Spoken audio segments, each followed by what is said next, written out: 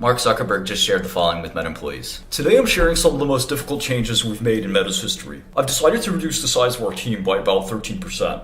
Does that make sense to you guys? Like, we're gonna hire 20,000 people. You know what? We're gonna fire them. Look at the head count. Wow. Look at all the people they added for no reason. They have to do what Elon's doing. Cut half the company's employees. Investing transfers money from the impatient to the patient. This isn't like a no-brainer. You have to be dumb not to be long Facebook. All right, let's maybe try Meta. I think Meta's cheap. What's Meta's stock price now? 109. How about its rival, Tencent? Tencent's dropped as well, 277.40. Wow. So they got roughly the same enterprise value? Wow, that's crazy.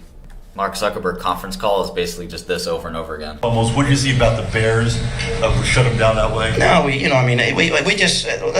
Bears are what we thought they were. They're what we thought they were. We played them in preseason. Who the hell takes a third game in the preseason like it's bull? We played them in the third game. Everybody played 3 quarters. The Bears are who we thought they were. And that's why we took the damn field. Now, if you want to crown them, then crown their ass. But they are who we thought they were. And we let them off the hook. That's basically the Meta conference call. We don't even need to listen to it for Good now. afternoon. My name is Martin, and I will be your conference operator today. They At this were time, I would like to welcome everyone to the who Meta they thought they were. conference call. All What? lines I'm are sorry, muted Mr. to Zuckerberg, what? prevent any background noise. Mr. Zuckerberg, I asked a specific question about the ad market. They were who we thought they were. After the speaker's remarks, there will be a question and answer session. Hey everyone, thanks for joining today. Our community continued to grow this quarter. We now reach more than 3.7 billion people monthly across our family of apps. There's been a bunch of speculation about engagement on our apps, and what we're seeing is more positive. On Facebook specifically, the number of people using the service each day is the highest it's ever been, nearly 2 billion, and engagement trends are strong. But overall, our apps continue to grow from a large base. Wait, did Facebook issue their first debt ever? First ever bond offering. Where I think we should Nice. be, but we believe that we will return to healthier revenue growth trends next year. That said, it's not clear that the economy has stabilized yet, so we're planning our budget somewhat more conservatively. Yeah, so Facebook has learned about debt. Mark Zuckerberg, somebody finally convinced him they need to use debt. When a company starts to use the debt capital markets, the growth is over. Let's use debt and buy back our stock, said some very stodgy company that can't grow by itself. But at the end of the day, like, all Facebook needs to do is just continue to kind of operate this way, and it's okay to become a boring company. It's not like some like terrible thing. And just like, you look at the net income, right? 4 billion in net income, but that's just reported net income. Let's look at the cash flow. Cash flow was quite a bit higher. So let's see, reported. The funny thing about SBC is all those options are not going to be exercised. So deferred taxes, impairment related to leases and leasehold improvements. Okay, it all adds up. Yeah, so cash flow was 10 billion. So it was a little less than even they've really had in a long time. But it's still is impressive business. They can keep buying the stock back for quite some time before I think they run into issues. Look at the CapEx though. They put $9 billion of CapEx to work. Wow. On what? Like, what the hell are they buying? AI computers? I don't know. Facebook has like their own private cloud, I guess. It's a huge amount of CapEx.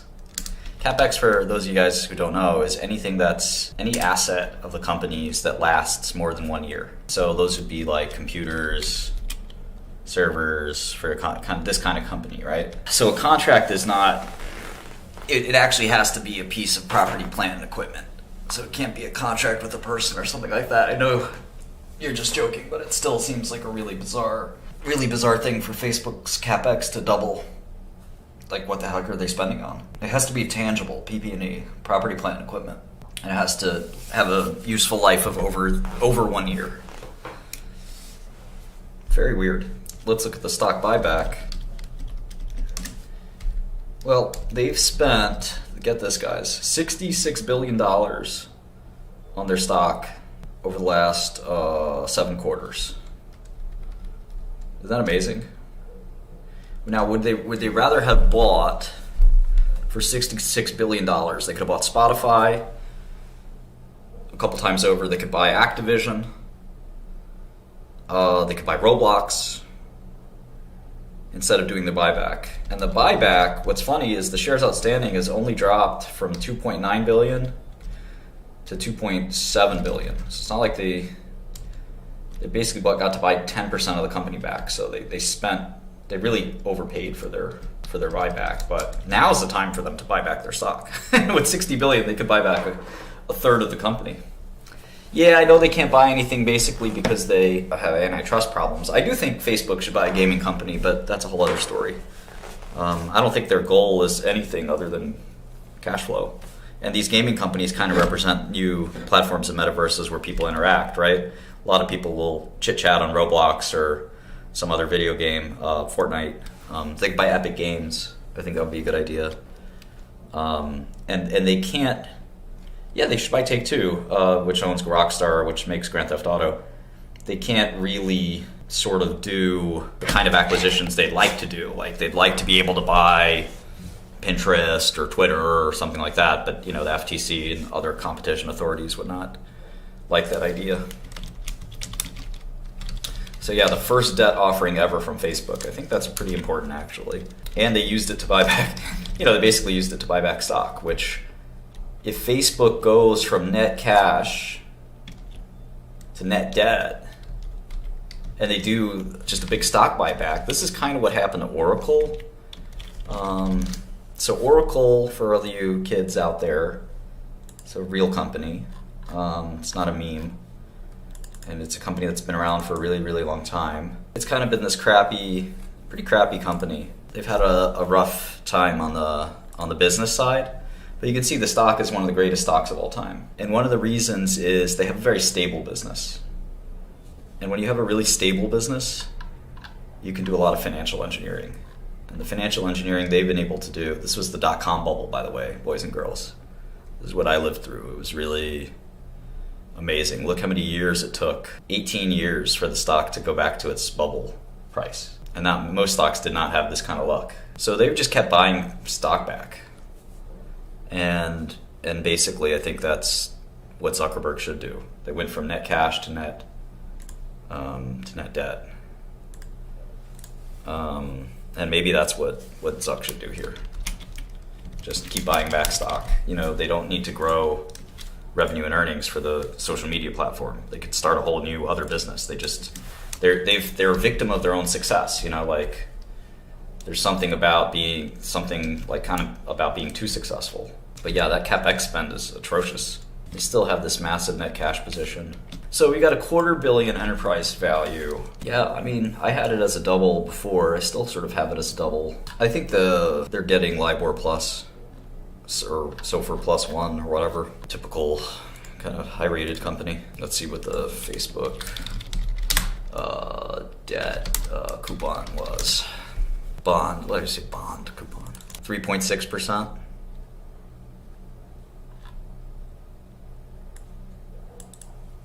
T plus 75. So the big meta competitors, we should look at Gas app. So gas up your friends. Oh, okay. This is like from a boy in 11th grade should DJ every party. Get clues who it is. From a girl in 10th grade, who do you secretly admire? Ooh, Andy Fitzgerald, yeah! It does seem like a kid's app, but maybe that's the point. Gas is made by an ex-Facebook guy, I believe. Gas's hook is positivity. It asks high schoolers to send compliments through polls. Okay, so we got WhatsApp, Facebook, Telegram. I have to include Telegram. It's sort of got a weird... Okay, got Be Real. Peach was an old one. Of course, Twitter. The dating apps count too. Truth Social. Signal, GroupMe. You guys heard of any of these? Locket, Widget, Text Me, Bigo Live, Plenty of Fish. There we go. Plenty of fish. That might be owned by Match for all we know. Of course, WeChat. WeChat is Tencent. Oh, I forgot Grindr is public now, right? So we gotta add Grindr. Threesome couples dating. Okay, I might download that just for research purposes. Got to look into the competitors of Meta. It's So one of the big things about Facebook is trying to understand their actual ad product side. We all kind of like viscerally understand their social media side, which is a very different thing from their ad business. Because we don't see the ad interfaces and the ad kind of product, and we're not ad buyers, right? So it's always been a difficulty with things like Google and Facebook, because you have to sort of think about that part of the business, which is basically the only part of the business that matters. And it's very hard to do so without sort of separating out the sort of rest of the business. Let's see here. Asia Pac is growing for Facebook. That's a good sign, I think. 6592. Oh, I see what's going on here. This is all revenue, not just ads. This is all revenue. Look at the property, plant, and equipment. So server and network assets. Buildings. Mostly server and network assets, construction in progress. Data centers, they're just building data centers. I guess this is for AI and stuff like that. Really out of control. They gotta slow that down. Oh, here are the bonds and the interest rates. 3.5% for 2027, 3.85 for 2032. They have 2052 bonds. It's 30 years from now, trading at 4.5%, and 2062, well, issued, I should say, not trading, at 4.65. Lend your money to Mark Zuckerberg. Probably more trustworthy than Sam Bankman. And revenue is not falling off a cliff. It's kind of stable.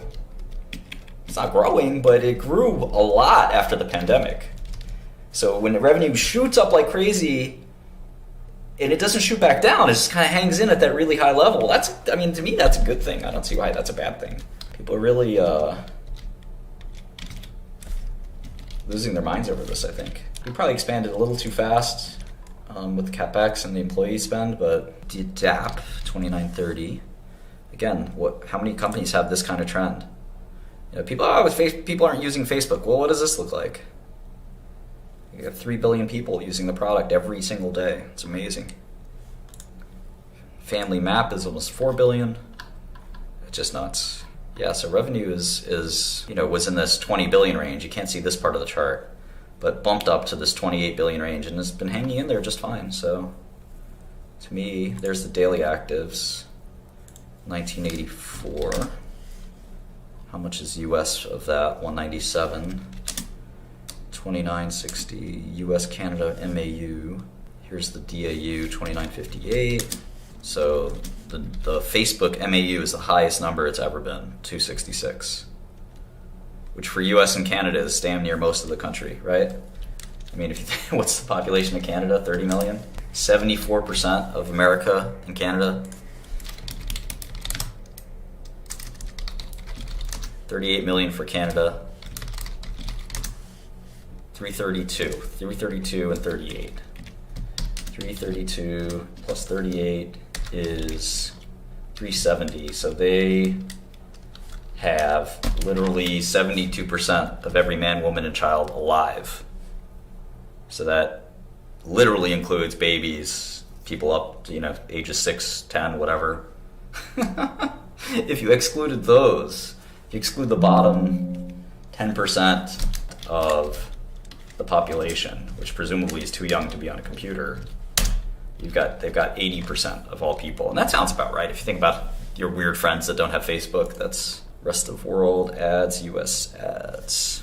1276. The ad number is in black, and the reality number is up here, and the total number is up here. Perfect. That's exactly what I needed. So if you look at the US and Canada ad revenue number, it peaked at 15 billion in the December quarter. We're about to see another December quarter. But if you look at year over year, it essentially is flat. 13.1 billion versus 12.8 billion, pretty much the same. Here it was down a little bit. Here it was up a little bit. Here was up quite a bit. So this is like pandemic peak. We don't know what Q4 will look like, although let's get the guidance. They gave guidance. 30 to 32.5 billion. So looks like they're guided to -2%, which is basically flat. Yeah, what a great stock. This is like got to be this to me like would be a top holding. So be patient, and money will be transferred to you, assuming you made the right decisions. You can be as patient as you want on AMC. You're probably not going to get paid.